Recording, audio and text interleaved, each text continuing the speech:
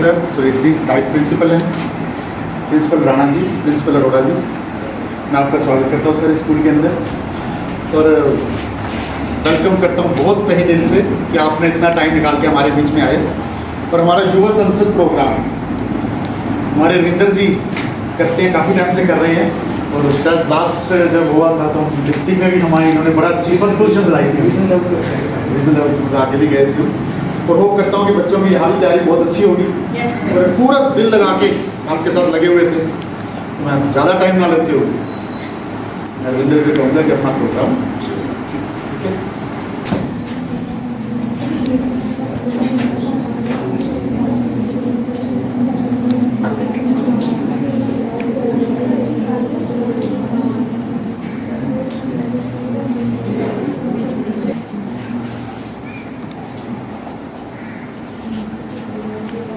माननीय सभासदों, अध्यक्ष महोदय,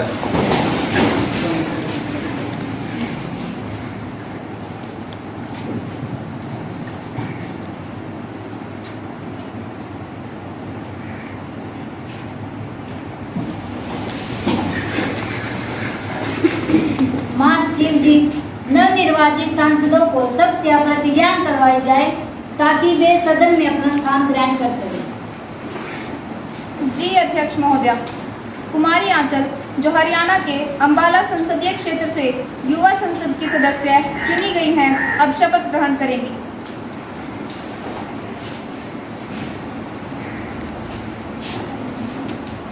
महोदय, आप शपथ ग्रहण करेंगी या प्रतिज्ञा करेंगी? महोदय, मैं शपथ ग्रहण करूंगी। आप किस भाषा में शपथ ग्रहण करेंगी? महोदय, मैं हिंदी भाषा में शपथ ग्रहण करूंगी। मैं आंचल जो अंबाला संसदीय क्षेत्र से युवा संसद की सदस्य निर्वाचित हुई हूँ, ईश्वर की शपथ लेती हूँ कि मैं विधि द्वारा स्थापित भारत के संविधान के प्रति सच्ची श्रद्धा रखूंगी, देश की प्रभुसत्ता, एकता और अखंडता को बनाए रखूंगी तथा जिस पद को मैं ग्रहण करने वाली हूँ उसके कर्तव्यों का श्रद्धापूर्वक निर्वाह करूंगी।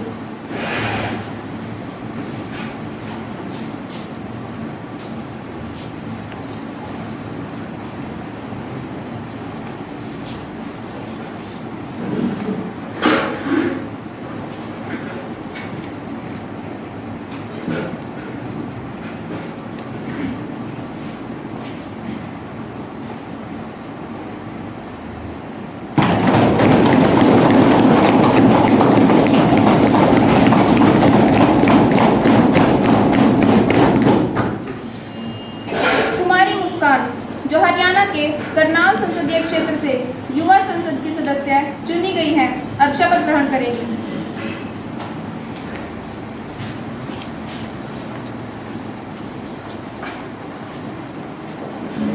महोदय, आप शपथ ग्रहण करेंगी या प्रतिज्ञा करेंगी? महोदय, मैं शपथ ग्रहण करूंगी। आप किस भाषा में शपथ ग्रहण करेंगी? महोदय, मैं अंग्रेजी भाषा में शपथ करूंगी। I, Muskan, have been elected a member of this parliament from Karnal Parliament constituency. Do swear in the name of God solemnly affirm that I will bear true faith and allegiance to the Constitution of India, as well as establish that I will uphold the sovereignty and integrity of India, and that I will faithfully discharge the duty upon which I am about to enter.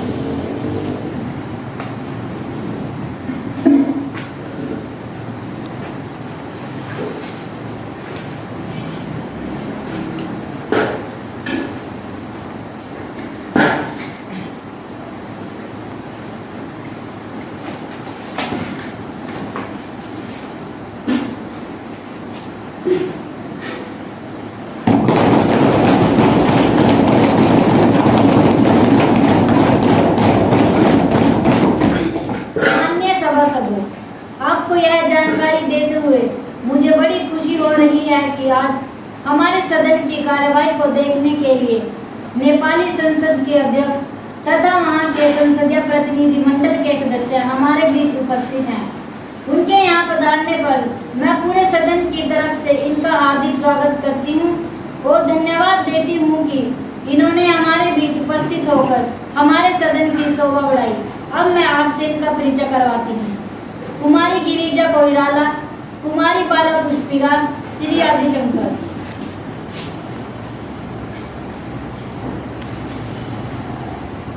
माननीय सभासदों, जैसा कि आप सभी को विदित है कि 6 अगस्त 2019 को पूर्व विदेश मंत्री श्रीमती सुषमा स्वराज का आकस्मिक निधन हो गया। सुषमा जी का अचानक हमारे बीच से चले जाना भारतीय राजनीति में शून्य पैदा होने के समान है। मात्र 25 वर्ष की आयु में मंत्री पद संभालने वाली सुषमा जी बहुत ही नेक, सौम्य स्वभाव वाली तथा दूरदर्शी राजनेता थी, जिन्होंने न केवल राजनीतिक में बल्कि सामाजिक क्षेत्र में भी अनुकरणीय योगदान दिया है। विदेश मंत्री के नाते उन्हें जब भी किसी भारतीय नागरिक अथवा NRI की तकलीफ के बारे में कोई भी खबर मिलती थी तो मैं उसका समाधान करने के लिए हर कदम उठाती थी। ऐसी होनहार, संवेदनशील और जनता की सेवा में लगी रहने वाली नेता हमारे बीच से चली गई है। उनके निधन से जो क्षति हुई है उसे पूरा नहीं किया जा सकता। मैं एक वरिष्ठ नेता होने के साथ साथ एक कुशल राजनीतिज्ञ भी थी। पूरे देश के लिए किए गए बहुमूल्य योगदान के लिए मैं हमेशा स्मरणीय रहेंगी। उनके दुखद निधन पर मैं इस सदन में अपनी गहरी संवेदना प्रकट करती हूँ तथा इस सदन की तरफ से उनके परिवार के सदस्यों को संकट की इस घड़ी से उभरने की भगवान से प्रार्थना करती हूँ। माननीय अध्यक्ष महोदय, श्रीमती सुषमा स्वराज जी की आकस्मिक मृत्यु से हमने एक उच्च कोटि की राजनेता, एक सच्ची समाज सेविका तथा एक नेक, सौम्य स्वभाव वाली महिला को खो दिया है। उन्हें देश की सबसे कम उम्र की मंत्री, दिल्ली की पहली महिला मुख्यमंत्री, पहले पूर्णकालिक विदेश मंत्री होने का गौरव हासिल है। उनकी यह उपलब्धि इसलिए भी खास है क्योंकि वे उस प्रदेश से ताल्लुक रखती थी जहां बेटियों को कोख में मार दिया जाता था। उन्होंने ऐसे प्रदेश में महिला सशक्तिकरण की मिसाल पेश की। आज के जमाने में ऐसे लोग बहुत कम मिलते हैं। मैं कभी नहीं हारी। मैं अच्छी वक्ता भी थी। सदन में जब भी बोलती थी दृढ़ता से बोलती थी और हर कोई उनके बोलने की शैली का कायल था। उनका अभाव इस सदन को हमेशा खलता रहेगा। मैं व्यक्तिगत रूप से उनके निधन पर दुखी हूँ। भगवान से मेरी प्रार्थना है कि उनकी आत्मा को अपने कोमल चरणों में स्थान दे तथा दुख की इन घड़ियों में उनके दुखी परिवार को यह दुख सहने की शक्ति दे। माननीय अध्यक्ष जी, श्रीमती सुषमा स्वराज जी आज हमारे बीच नहीं है। उनका अचानक यूँ चले जाना भरी दोपहरी में अंधेरे का एहसास कराता है। उनके चले जाने से एक अच्छी इंसान तथा एक सच्ची समाज सेविका की जो जगह खाली हुई है उसे भर पाना बहुत मुश्किल है। मैं अपने अच्छे कामों के ऐसे निशान अपने पीछे छोड़ गई हैं जो आने वाली पीढ़ियों का मार्गदर्शन करते रहेंगे। मैं किसी को दुखी नहीं देख सकती थी और न ही किसी को आहत कर सकती थी। उन्होंने कभी किसी के लिए कटु वचनों का प्रयोग नहीं किया। यदि कोई उनसे कटु वचन बोल भी देता था तो उसका भी शालीन और भद्र उत्तर देती थी। भद्रता एक बहुत दुर्लभ गुण है। बड़ा बनना आसान है लेकिन भद्र होना बड़ा कठिन। सुषमा स्वराज जी भद्रता का प्रतिरूप थी। वास्तव में सुषमा जी ऐसी आकाशगंगा थी जो बहुत ऊंचाई से भी सामान्य जन को शीतल, सुखद आत्मीय का एहसास कराती थी। मैं एक मिलनसार और सहनशील स्वभाव की इंसान थी। सबको साथ लेकर चलना ही उनकी एक खास विशेषता थी। इसलिए अपने विदेश मंत्री के काल में वे प्रतिपक्ष को भी उतना ही महत्व देती थी जितना कि सत्ता पक्ष को। सबकी बात सुनना भी उनकी एक खास विशेषता थी। उनके निधन से हमने एक ईमानदार, संवेदनशील और कर्मठशाली को खो दिया है। मैं संपूर्ण विपक्ष की तरफ से उन्हें श्रद्धासुमन अर्पित करती हूँ और सर्वशक्तिमान ईश्वर से प्रार्थना करती हूँ कि दिवंगत आत्मा को शांति प्रदान करे।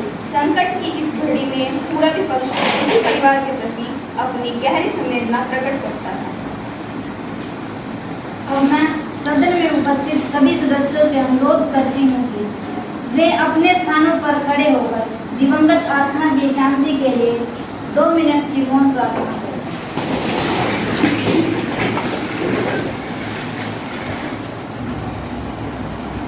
बैठिए।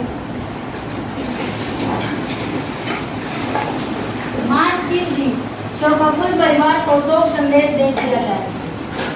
जी अध्यक्ष महोदय। प्रधानमंत्री जी नए मंत्रियों का परिचय कराएंगे। अध्यक्ष महोदय, मैं आपके माध्यम से अपने इन साथियों का सदन में परिचय करवाती हूँ।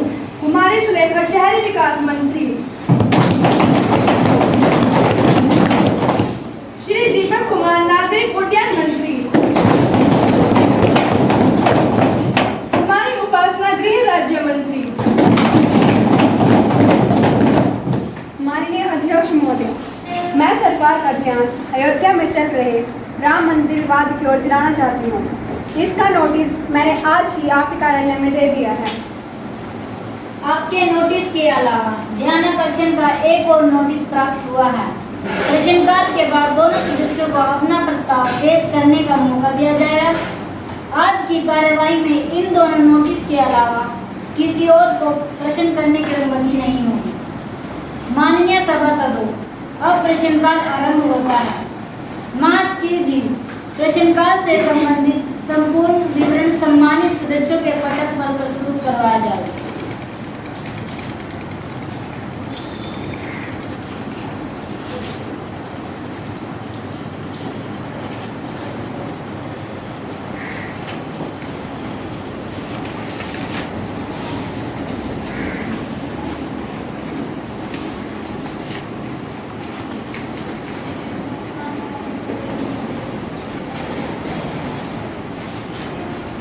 प्रश्न संख्या 213, कुमारी मुस्कान जी।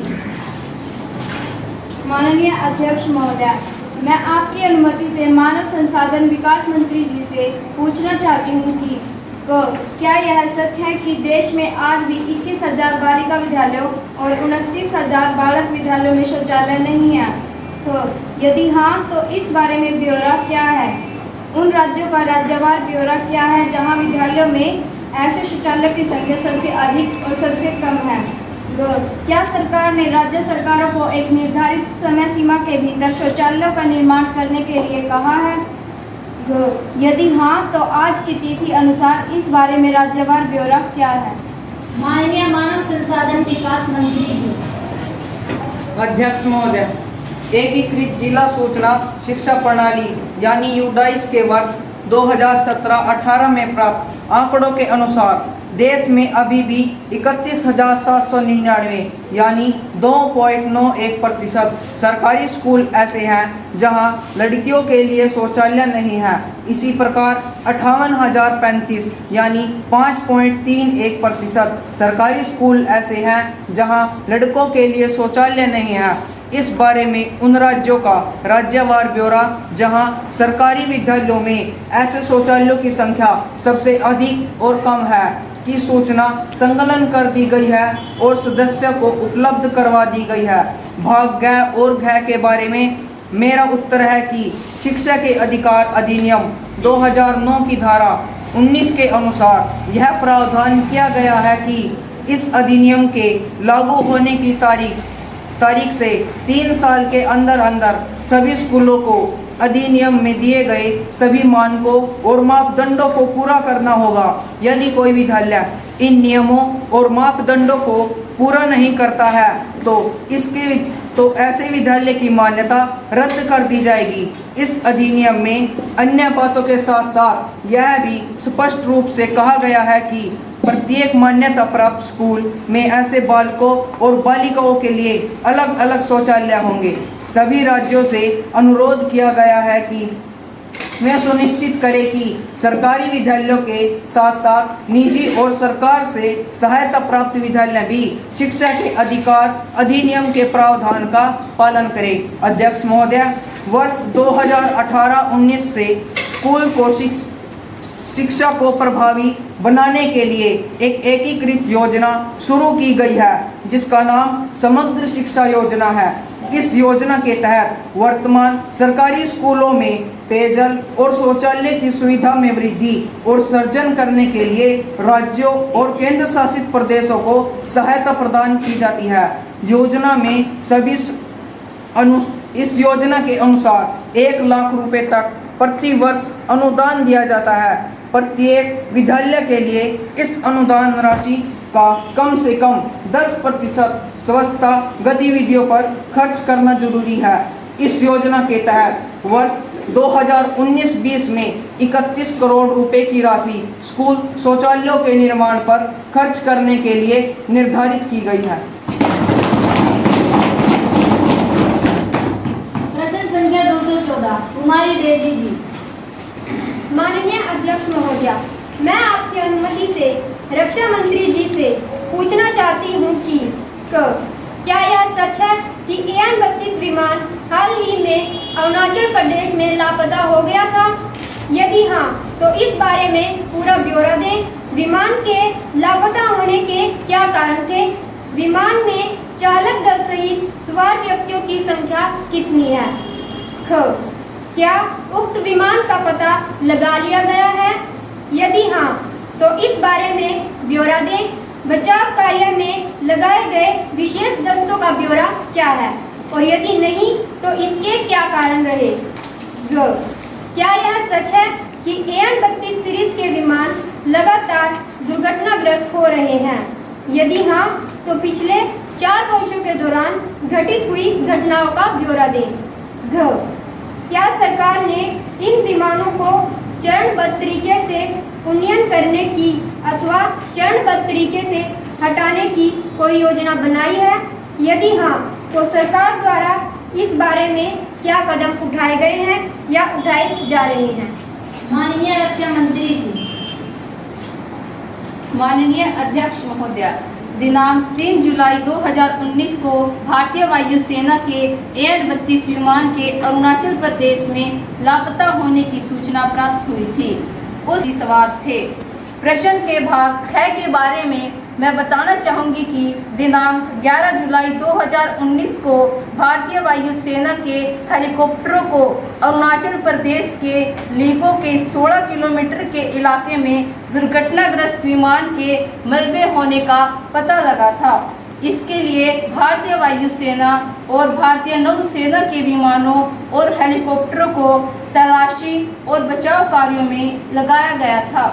अध्यक्ष महोदया, AN-32 विमान भारतीय वायुसेना के परिवहन बेड़े का प्रमुख विमान है। पिछले 4 वर्षों में दिनांक 3 जुलाई 2019 की विमान दुर्घटना को छोड़कर केवल एक ही AN-32 विमान दुर्घटनाग्रस्त हुआ है, जो दिनांक 22 जुलाई 2016 को बंगाल की खाड़ी में हुआ था।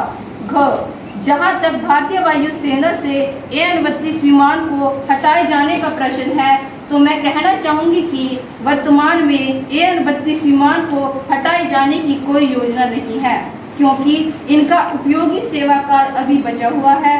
जहां तक विमानों को उन्नत बनाए जाने का प्रश्न है, तो बहुत सारे विमानों को उन्नत बनाया जा चुका है तथा शेष विमानों को चरणबद्ध तरीके से उन्नत बनाया जा रहा है। प्रश्न संख्या 215 कुमारी श्रीष्ठी जी। माननीय अध्यक्ष महोदय, मैं आपकी अनुमति से रेल मंत्री जी से पूछना चाहती हूँ कि क्या हाल के वर्षों में रेल यात्रा के दौरान यात्रियों से लूटपाट, बलात्कार, यात्रियों को नशे का सेवन कराना आदि अपराधों की घटनाओं में खतरनाक तरीके से बढ़ोतरी हुई है?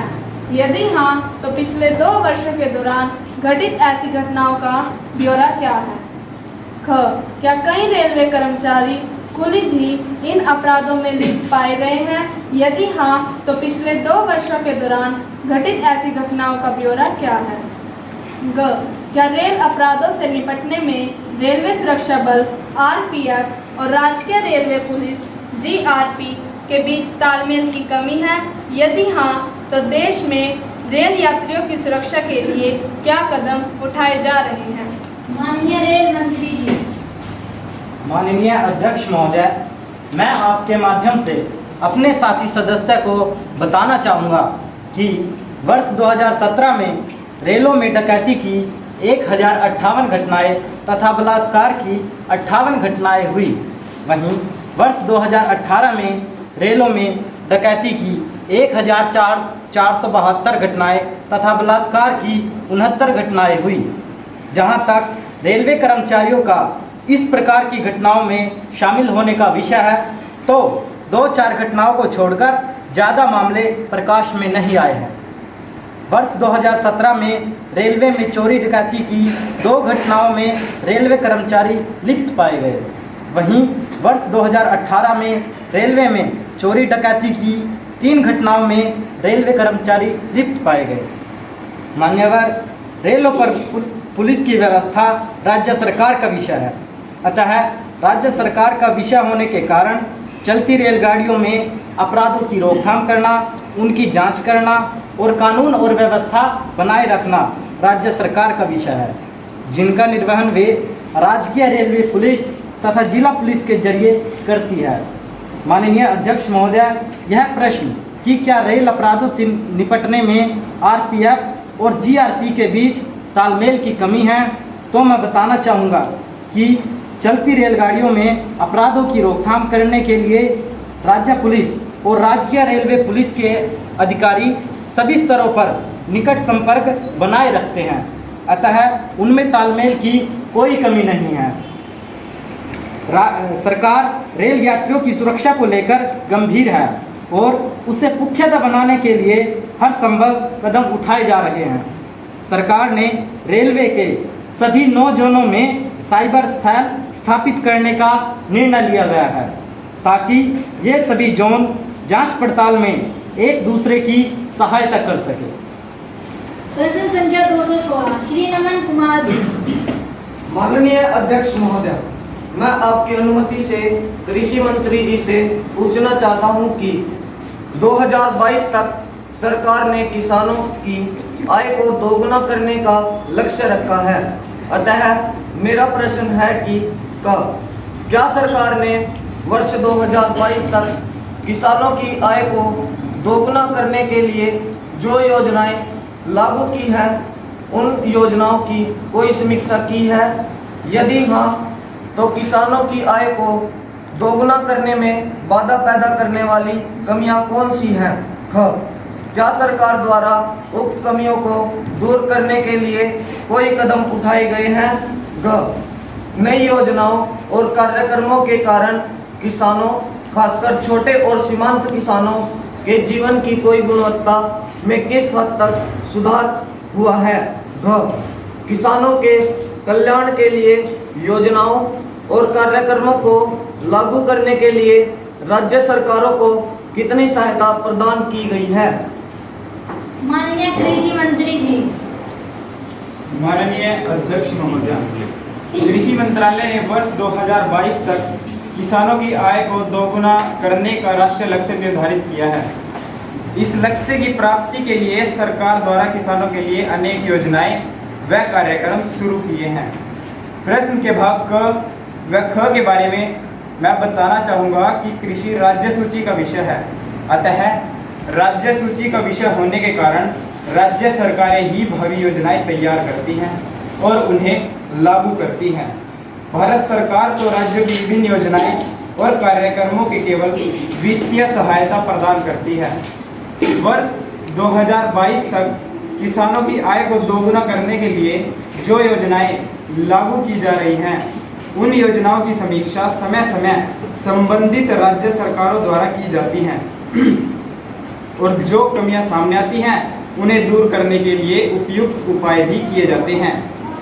अध्यक्ष महोदय, किसानों के जीवन में सुधार करने के लिए सरकार द्वारा कई कदम उठाए गए हैं, जैसे किसान क्रेडिट कार्ड को प्राप्त करने की प्रक्रिया को सरल बनाया गया है। ये कार्ड किसानों को रियायती दरों पर कृषि ऋण प्रदान करते हैं। कार्ड जारी करने के लिए जो प्रोसेसिंग शुल्क लिए जाते थे उसे अब माफ़ कर दिया है। इसके अलावा आरबीआई ने रहन कृषि ऋण सीमा को 1 लाख रुपए से बढ़ाकर 1,60,000 रुपये कर दिया है। इसके साथ साथ किसानों की आय को बढ़ाने के लिए सरकार ने वर्ष 2018-19 से सभी खरीफ और रबी की फसलों के लिए न्यूनतम समर्थन मूल्य में 150% तक की वृद्धि की है।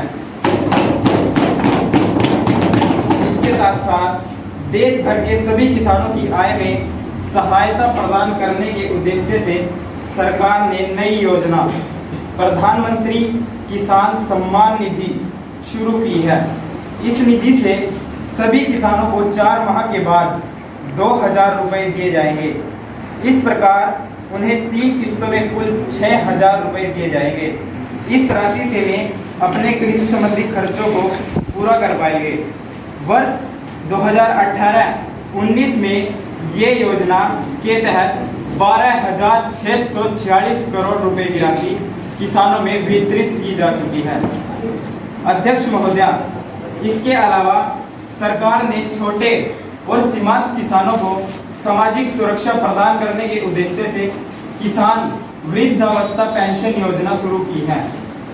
इस स्कीम के तहत 60 वर्ष की आयु प्राप्त करने पर लघु और सीमांत किसानों को प्रति माह 3000 रुपये पेंशन दी जाएगी। यह एक स्वैच्छिक और अंशदायी पेंशन स्कीम होगी, जिसमें शामिल होने की आयु 18 से 40 वर्ष होगी। सरकार ने मार्च 2022 तक इस योजना के लिए 10,774 करोड़ रुपए मंजूर किए हैं। प्रश्न संख्या 217 कुमारी तन्नू जी। माननीय अध्यक्ष महोदय, मैं आपकी अनुमति से गृह मंत्री जी से पूछना चाहती हूँ कि वर्ष 2014 से अब तक आतंकी हमलों के कारण जम्मू और कश्मीर में कितने सुरक्षाकर्मी मारे जा चुके हैं, कितने आतंकवादी मारे गए हैं तथा कितने जीवित पकड़े गए हैं। क्या गृह मंत्रालय ने यह सुनिश्चित किया है कि सभी सुरक्षाकर्मी जिन्होंने आतंकी हमलों में अपनी जान गंवाई है, उनके परिवार के आश्रितों को मुआवजा प्रदान किया जाए? यदि हाँ, तो मंत्रालय द्वारा प्रति परिवार कितनी राशि मुआवजे के रूप में प्रदान की गई है? यदि नहीं, तो इसके क्या कारण हैं? माननीय गृह मंत्री जी। माननीय अध्यक्ष महोदय, सरकार ने आतंकवाद के प्रति जीरो टॉलरेंस की नीति अपनाई है और जीरो टॉलरेंस की नीति के कारण सुरक्षा बल आतंकवादियों के विरुद्ध सक्रिय कार्रवाई कर रहे हैं। सुरक्षा बलों के ठोस प्रयासों के कारण वर्ष 2014 से जून 2019 तक 1963 आतंकवादी मारे गए हैं। तथापि इन अभियानों में हमारे 413 सुरक्षा बल के जवानों ने भी अपनी जान गंवाई है। मान्यवर, केंद्रीय सशस्त्र पुलिस बल के प्रत्येक जवान जिसने अपने कर्तव्यों को निभाते हुए अपने प्राणों को न्यौछावर किया है, उसके निकट परिजनों को सहायता प्रदान करने के लिए कई स्तरों पर व्यवस्था की गई है। जैसे केंद्रीय सशस्त्र पुलिस बल तथा असम राइफल्स के जो जवान ड्यूटी पर शहीद होते हैं, उनके निकटतम संबंधियों को केंद्रीय अनुग्रह राशि प्रदान की जाती है। पहले यह राशि 15 लाख रुपए तक थी, लेकिन अब इसे सरकार ने 15 लाख रुपए से बढ़ाकर 35 लाख रुपए कर दिया गया है। इसके साथ साथ भारत के वीर निधि, अध्यक्ष महोदय, भारत के वीर निधि एक ऑनलाइन पोर्टल है जहां लोग अपने प्राण न्यौछावर करने वाले सुरक्षा बलों के निकटतम संबंधियों को स्वेच्छा से दान दे सकते हैं। यह दान निकटतम संबंधियों के खाते में सीधे ऑनलाइन जमा हो जाता है। इसके अलावा प्रधानमंत्री छात्रवृत्ति योजना, इस योजना के तहत भूतपूर्व केंद्रीय सशस्त्र पुलिस बल, असम राइफल्स तथा राष्ट्रीय सुरक्षा गार्ड के आश्रितों की बालिकाओं को 2,250 रुपये प्रति माह तथा बालकों के लिए 2,000 रुपये प्रति माह छात्रवृत्ति प्रदान की जाती है। लेकिन शैक्षणिक वर्ष 2019 से छात्रवृत्ति की इस राशि को बढ़ाकर बालिकाओं के लिए 3,000 रुपये प्रति माह तथा बालकों के लिए 25 रुपये प्रति माह कर दिया गया है। अब प्रश्नकाल समाप्त होता है। अब हम ध्यानाकर्षण प्रस्ताव पर चर्चा करेंगे। कुमारी प्रीति जी। माननीय अध्यक्ष महोदय, मैं सरकार का ध्यान अयोध्या में चल रहे राम मंदिर विवाद की ओर दिलाना चाहती हूँ। मान्यवर, दिल्ली में 27 जुलाई को संतों की एक बैठक हुई थी, जिसमें उन्होंने अयोध्या में राम का मंदिर बनवाने के लिए सरकार से विशेष कानून बनवाने की मांग उठाई। क्या सरकार ऐसा कोई विशेष कानून बनाने जा रही है?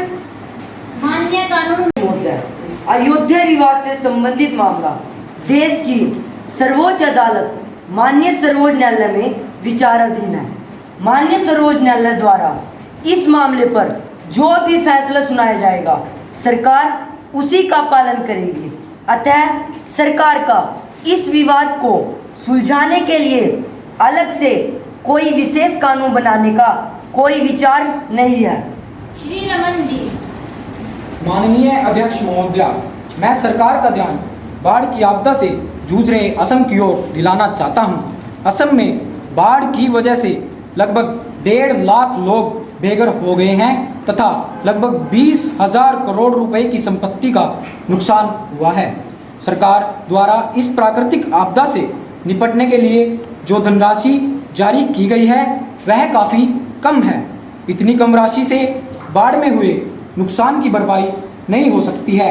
केंद्र सरकार यह भेदभावपूर्ण रवैया इसलिए अपना रही है क्योंकि असम में इनकी पार्टी की सरकार नहीं है।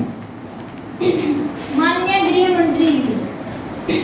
माननीय अध्यक्ष महोदय, असम में आई बाढ़ को हमारी सरकार द्वारा गंभीर प्राकृतिक आपदा घोषित किया गया है। असम के अलावा देश के कई हिस्सों में भारी बारिश की वजह से काफी तबाही हुई है।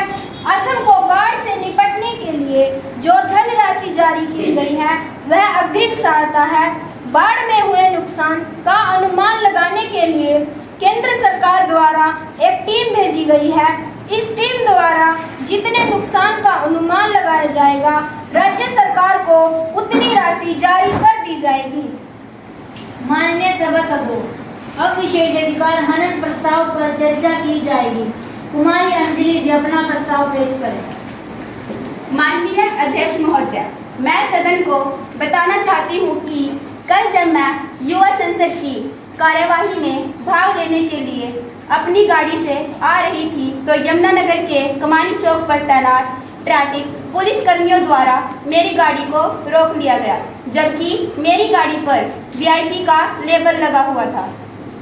मैंने उन्हें बताया भी कि मैं एक सांसद हूँ और सदन की कार्यवाही में भाग लेने के लिए जा रही हूँ। उन्हें सभी जरूरी कागजात भी दिखाए, इसके बावजूद भी उन्होंने मुझे 1 घंटे तक रोके रखा। एक जनप्रतिनिधि के साथ पुलिस वालों का इस तरह का व्यवहार अशोभनीय है। एक जनप्रतिनिधि के साथ जब पुलिस वाले इस तरह पेश आते हैं तो आम जनता के साथ उनका क्या व्यवहार होगा, इसका सहज ही अनुमान लगाया जा सकता है। माननीय अध्यक्ष जी, यह विशेषाधिकार हनन का मामला बनता है। अतः मेरी सरकार से प्रार्थना है कि मामले की उचित जांच करके दोषी पुलिस कर्मचारियों के खिलाफ सख्त कार्रवाई की जाए। क्या आपके सभी कागजात पूरे थे? जी हाँ अध्यक्ष महोदय। महासचिव जी, यह विशेषाधिकार हनन का मामला बनता है, अतः इसे विशेषाधिकार हनन समिति को भेज दिया जाए। जी अध्यक्ष महोदय। अब विधायी प्रक्रिया प्रारंभ की जाएगी। माननीय कानून मंत्री जी विधेयक का पुनः स्थापन करेंगे। माननीय अध्यक्ष महोदय, मैं 3 तलाक विधेयक 2019 को पुनः स्थापित करने के लिए पेश करता हूं। जैसा कि सदन को ज्ञात है कि सरकार मुस्लिम महिलाओं के हित को देखते हुए इस बारे में पहले ही अध्यादेश जारी कर चुकी है, लेकिन अब विधेयक के रूप में इसे पास करवाना चाहता हूं। प्रश्न यह है कि क्या माननीय कानून मंत्री जी को 3 तलाक विधेयक 2019 पुनः स्थापित करने की अनुमति दी जाए? जो सदस्य इस विधेयक के पक्ष में है कृपया हाँ कहें। जो सदस्य इस विधेयक के विपक्ष में है कृपया ना कहें। हाँ कहने वालों का बहुमत है। हाँ कहने वालों का बहुमत है। हाँ कहने वालों का बहुमत है। अतः कानून मंत्री जी को अपना विधेयक पुनः स्थापित करने की अनुमति है। माननीय अध्यक्ष महोदय, मैं 3 तलाक विधेयक 2019 पुनः स्थापित करता हूँ, 3 तलाक देना गैर कानूनी है और मुस्लिम महिलाओं के अधिकारों का हनन है। 3 तलाक किसी धर्म विशेष का मामला नहीं है, बल्कि यह महिलाओं के न्याय, समानता और गरिमा का मुद्दा है। तलाक के बाद महिलाएं जिस दर्द से गुजरती हैं उसका अनुमान लगाना मुश्किल है। अतः यह विधेयक ऐसी महिलाओं के जख्मों पर मरहम का काम करेगा तथा बहुत सी महिलाओं को यातना से बचाएगा। मुस्लिम महिलाओं के लिए आज का दिन बहुत ही खास है। अब उन पर पुरुषों की मनमानी और जुल्म नहीं चलेंगे। आज का दिन सरकार द्वारा महिला सशक्तिकरण की ओर बढ़ाया गया एक और कदम है। इस विधेयक में निम्नलिखित प्रावधान किए गए हैं। क्या 3 तलाक के मामले को सिविल मामलों की श्रेणी से निकालकर आपराधिक श्रेणी में डालना। खैर 3 तलाक यानी तलाक बिद्दत को रद्द करना और गैर कानूनी बनाना। गैर यदि कोई मुस्लिम पति अपनी पत्नी को मौखिक, लिखित या इलेक्ट्रॉनिक रूप से 3 तलाक देता है तो उसकी ऐसी कोई भी उद्घोषणा को अवैध माना जाएगा। गैर यह कानून केवल तलाक अबिद्दत यानी एक साथ 3 तलाक बोलने पर लागू होगा। यह संज्ञा तभी होगा जब या तो खुद महिला शिकायत करे या फिर उसका कोई सगा संबंधी। बिल में 3 साल तक की सजा का प्रावधान किया गया है। मैजिस्ट्रेट आरोपित को जमानत दे सकता है, लेकिन जमानत तभी मिलेगी जब पीड़ित महिला का पक्ष सुना जाएगा। दिनांक 22 अगस्त 2019।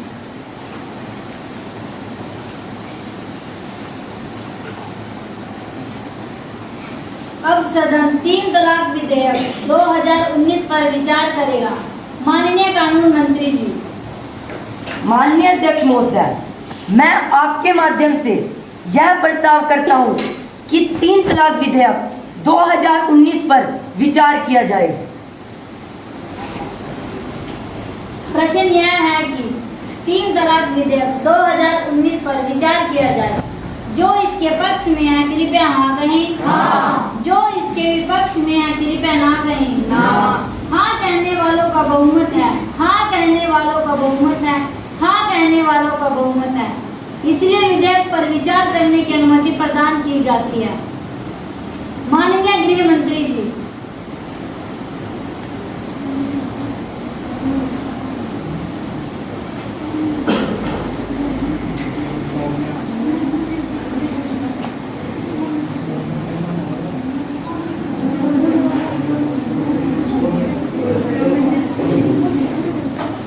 माननीय अध्यक्ष महोदय, आज का दिन एक ऐतिहासिक दिन है क्योंकि आज एक बुराई को खत्म करने के लिए पूरे सदन में चर्चा हो रही है।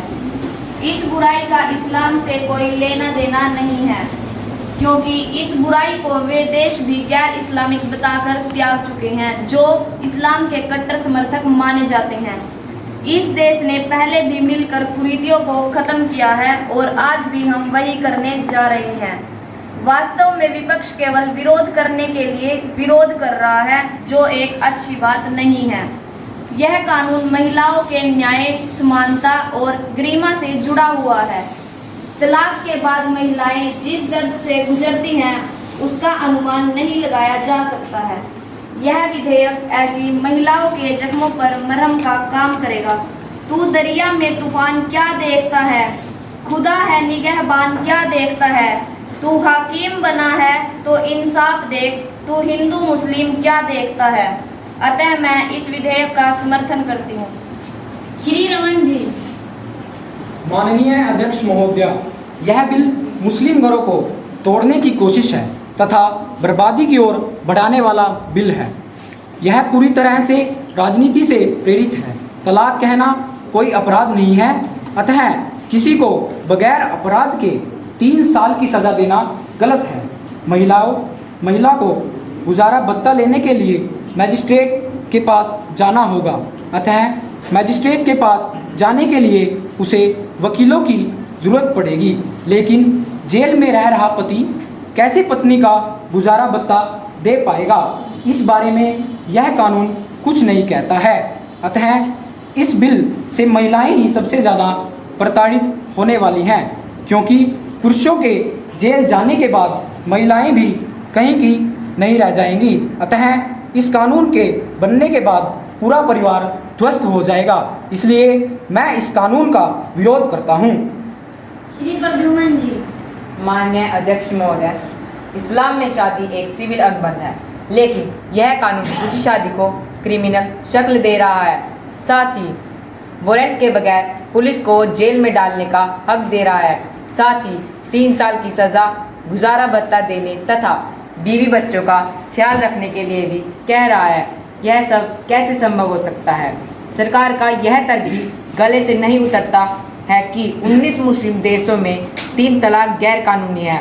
इस्लामी देशों में तो गर्दन काटने का भी कानून है। तो क्या सरकार ये कानून भी लेकर आएगी? मान्यवर, हमारा मुल्क किसी मुस्लिम मुल्क का मोहताज नहीं है और ना ही किसी मुस्लिम देश के कहने से चलता है। इस देश के मुसलमान दूसरे मुस्लिम देशों की नकल नहीं करते और ना ही उनके जैसी सोच रखते हैं। इस देश के मुसलमानों को भी इस देश पर उतना ही गर्व होना चाहिए जितना दूसरे धर्मों के लोगों को। इसलिए मैं इस विधेयक का विरोध करता हूँ। श्री गोविंद जी। माननीय अध्यक्ष महोदय, इस बिल में 3 साल की सजा का प्रावधान किया गया है। 3 साल के लिए पति को जेल में भेजने से समझौते के सारे विकल्प बंद हो जाएंगे और ऐसे में उसके लिए गुजारा भत्ता देना कैसे मुमकिन होगा? घर में कमाने वाला वही पुरुष होगा और उसे ही जेल में डाल दिया जाएगा।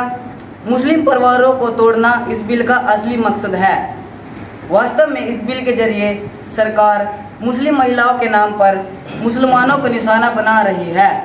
न रहेगा बांस और न बजेगी बांसुरी। इस बिल के जरिए सरकार घर के चिराग से ही घर में आग लगवा देना चाहती है। घर भी जल जाएगा और किसी को आपत्ति भी नहीं होगी। 3 तलाक को अपराध बना देने से समस्या हल होने वाली नहीं है। अतः मैं इस बिल का विरोध करता हूँ। श्री वीरपाल सिंह जी।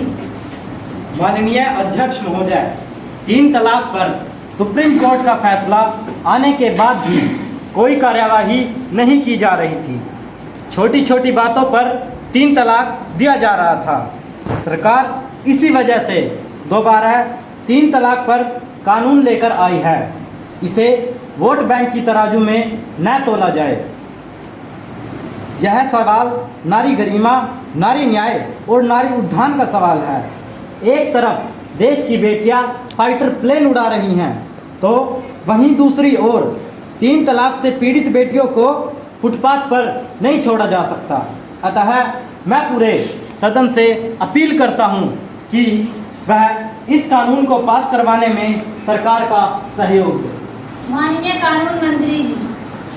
माननीय अध्यक्ष महोदय, आज का दिन युवा संसद के इतिहास में एक अहम पड़ाव के रूप में दर्ज होगा, क्योंकि आज इस सदन में 3 तलाक बिल पारित होने के बाद मुस्लिम महिलाओं के न्याय और सम्मान की दिशा में एक ऐसी सफलता हासिल होगी जिसकी प्रतीक्षा दशकों से थी। इस बिल को महिलाओं के सम्मान, स्वाभिमान और गरिमायुक्त जीवन के प्रति सरकार की प्रतिबद्धता और निरंतर प्रयासों की जीत के रूप में देखा जाना चाहिए। मैं विभिन्न राजनीतिक दलों से अनुरोध करूंगा कि वे राजनीति से ऊपर उठकर इस सुधारवादी कार्य में सरकार का सहयोग करें। आज से 3 दशक पहले एक अवसर आया था जब 1985 में सुप्रीम कोर्ट ने 3 तलाक से पीड़ित साहबानों के पक्ष में फैसला देते हुए 500 रुपया प्रति माह गुजारा भत्ता देने का प्रावधान किया था और कहा था कि यह फैसला शरीयत के अनुसार है। लेकिन मुस्लिम पर्सनल लॉ बोर्ड, मौलवियों तथा वोट बैंक की राजनीति के दबाव में आकर तत्कालीन सरकार ने अदालत के आदेश के विपरीत फैसला लिया था और उसके बाद से यह मुद्दा वर्षों तक ठंडे बस्ते में पड़ा रहा। लेकिन वर्तमान सरकार ने इसे कानूनी रूप दिया है। महिला अधिकारों के लिए आए दिन तख्तियां लहराने वाले लोग मुस्लिम महिलाओं की दुर्दशा से मुक्ति के इस कदम का आज विरोध कर रहे हैं। इससे साबित होता है कि उनकी उदारता मानवीय मूल्यों के प्रति नहीं है बल्कि राजनीतिक स्वार्थ से प्रेरित है। 3 तलाक संबंधी कानून पर प्रश्न उठाने वाले भूल जाते हैं कि अगस्त 2017 में सुप्रीम कोर्ट द्वारा 3 तलाक पर पाबंदी लगा देने के बाद भी तलाक के 250 से अधिक मामले सामने आए हैं। इससे यह साफ हो गया है कि बिना कानून लाए इस कुरीति से मुस्लिम बहनों की रक्षा नहीं हो सकती। 3 तलाक को लेकर जिन महिलाओं ने लंबी लड़ाई लड़ी वे किसी दल से प्रेरित नहीं थी बल्कि आम महिलाएं थी। इस कुप्रथा से त्रस्त महिलाओं ने आवाज उठाने की हिम्मत दिखाई और सुप्रीम कोर्ट में उन्हें जीत भी हासिल हुई। हमारी सरकार ने महिलाओं के संघर्ष में साथ देते हुए 3 तलाक पर कानून लाकर इनकी लड़ाई को अंजाम तक पहुंचाया है। मान्यवर संसद का यह काम होता है कि समय और आवश्यकताओं के अनुरूप नीतियों व नियमों का निर्माण करे। इस मामले में सरकार ने मुस्लिम महिलाओं को उनका हक देकर अपने दायित्व का निर्वहन किया है। यदि 3 तलाक ईरान, इराक, सीरिया और पाकिस्तान जैसे 19 देशों में अमान्य है तो इसका कारण यही है कि वर्तमान समाज की आवश्यकताओं के बीच दकियानुसी परंपराओं को लेकर नहीं चला जा सकता। इसलिए भारत जैसे दुनिया के सबसे बड़े लोकतांत्रिक देश में महिलाओं के अधिकारों एवं गरिमा का हनन करने वाली इस कुप्रथा का बने रहना शर्मनाक था।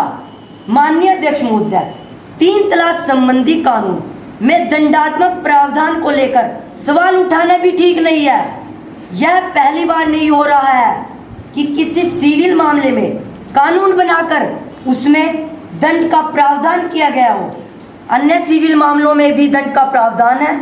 उदाहरण के तौर पर दहेज लेने पर कम से कम 5 साल की सजा का प्रावधान है। इसी प्रकार शादीशुदा रहते हुए दोबारा शादी करने पर 7 साल की सजा का प्रावधान है। ये सभी कानून हिंदू समाज के लिए सरकारों द्वारा ही बनाए गए हैं। इसलिए 3 तलाक संबंधी कानून में सजा का प्रावधान होना कोई नई बात नहीं है। महिला अधिकारों और जीवन जीने की गरिमा का हनन करने वाले व्यक्ति में दंड का भय होना ही चाहिए। इसलिए दंड को लेकर यो हल्ला मचाना सरासर गलत है। इस कानून के पास होने के बाद जो बदलाव आएगा उसे हमें समझना, स्वीकारना और संभालना होगा। मुझे आशा है कि माननीय सदस्यों द्वारा इस बिल के बारे में जो मुद्दे उठाए गए थे मैंने उनका जवाब दे दिया है। अतः मैं सदन से इस विधेयक को पास करने का निवेदन करता हूँ। प्रश्न यह है कि 3 तलाक विधेयक 2019 पर विचार किया जाए। जो इसके पक्ष में है कृपया हाँ कहें। हाँ। जो इसके विपक्ष में है कृपया ना कहें। ना। हाँ कहने वालों का बहुमत है। हाँ कहने वालों का बहुमत है। हाँ कहने वालों का बहुमत है। अतः प्रस्ताव स्वीकार कर लिया जाता है। अब प्रश्न यह है कि खंड 2 से 9 तक विधेयक का अंग बने। जो इसके पक्ष में है कृपया हाँ कहें। हाँ। जो इसके विपक्ष में है कृपया ना कहें। ना। हाँ का बहुमत है। हाँ का बहुमत है। हाँ का बहुमत है। इसलिए प्रस्ताव स्वीकार कर लिया जाता है। अब प्रश्न यह है कि खंड 1 विधेयक का शीर्षक बने। जो इसके पक्ष में है कृपया हाँ कहें। हाँ। जो इसके विपक्ष में है कृपया ना कहें। ना। हाँ का बहुमत है। हाँ का बहुमत है। हाँ का बहुमत है। इसलिए प्रस्ताव स्वीकार कर लिया जाता है। माननीय कानून मंत्री जी। माननीय अध्यक्ष महोदय, मैं प्रस्ताव करता हूँ कि विधेयक को पारित किया जाए। प्रस्ताव पेश किया गया है कि विधेयक को पारित किया जाए। जो इसके पक्ष में है कृपया हाँ कहें। हाँ। जो इसके विपक्ष में है कृपया ना कहें। ना। हाँ का बहुमत है। हाँ का बहुमत है। हाँ का बहुमत है। इसलिए विधेयक को पारित किया जाता है। अब सदन की कार्यवाही अनिश्चित काल के लिए स्थगित की जाती है।